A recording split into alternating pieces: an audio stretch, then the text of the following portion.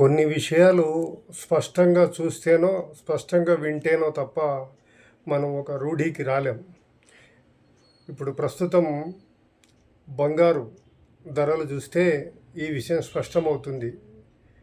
ఇప్పటి తరానికి కూడా ఇప్పుడు 50-60 సంవత్సరాల వయసు ఉండే వారికి బాగా గుర్తుంటే ఉంటుంది. వారి బాల్యంలో చూస్తే తులం 1000 రూపాయల వరకు, 2000 వరకు ఉన్న బంగారు ఇవాళ రోజు రోజుకు ఆకాశాన్ని అంటుతుంది. ఏ ఛానల్ చూసినా, ముఖ్యంగా యూట్యూబ్ ఛానల్లో కూడా గంట గంటకు బంగారు ధర తగ్గిపోవటం, పెరగటం, తగ్గిపోవటం, పెరగటం, రేపు ఎలా ఉంటుంది దీనికి సంబంధించిన వార్తలే. దీంతో ఒకంత బంగారు అవసరానికి కొనుగోలు చేసేవారు కూడా ఒకంత అయోమయానికి లోనవుతుంది. కేవలం దాదాపుగా గత 4 నెలల్లోనే బంగారు 10 గ్రాముల బిస్కెట్ ధర బంగారు శరవేగంగా ఎగబాకుతూ ఇవాళ రేపులో ₹1,00,000 చేరుకుందంటూ వస్తున్న వార్తలు ఒకంత విస్మయాన్ని కలగజేస్తున్నాయి. సహజంగానే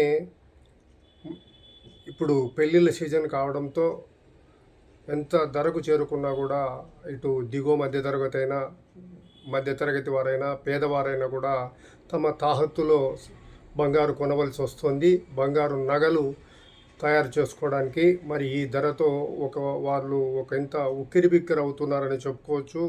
ఇక మరికొందరు బ్యాంకులలో తమ డిపాజిట్లకు వడ్డీల రేట్లు మరీ నామమాత్రపు స్థాయికి చేరుకోవడంతో కేవలం కొద్ది నెలల వ్యవధిలోనే బంగారు దాదాపుగా రెట్టింపు ధరకు చేరుకోవడంతో బ్యాంకులలో వడ్డీ కంటే ఇదే బెటర్ అన్నట్టుగా తమ దగ్గర ఉన్న మొత్తాలకు బంగారును కొని సేవ్ చేసుకుంటున్నారు. మళ్ళీ ధరలు వచ్చినప్పుడు విక్రయించుకోవచ్చు అన్నట్టుగా కావచ్చు. ఇక ఇవాళ తాజా వార్తలను చూస్తే ₹1,00,000 చేరుకుందని, మరికొన్ని ఛానల్స్లో చూస్తే 1,25,000 కూడా బంగారు చేరుకోవచ్చు అన్న వార్తలు మరింత ఆశ్చర్యాన్ని, విస్మయాన్ని కలగజేస్తున్నాయి.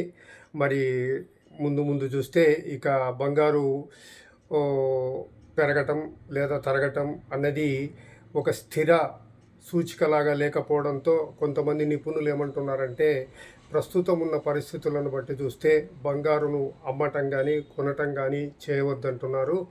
ఏదేమైనా కూడా బంగారు ధరలు వినియోగదారులతో దోబూచులాడుతున్నాయి.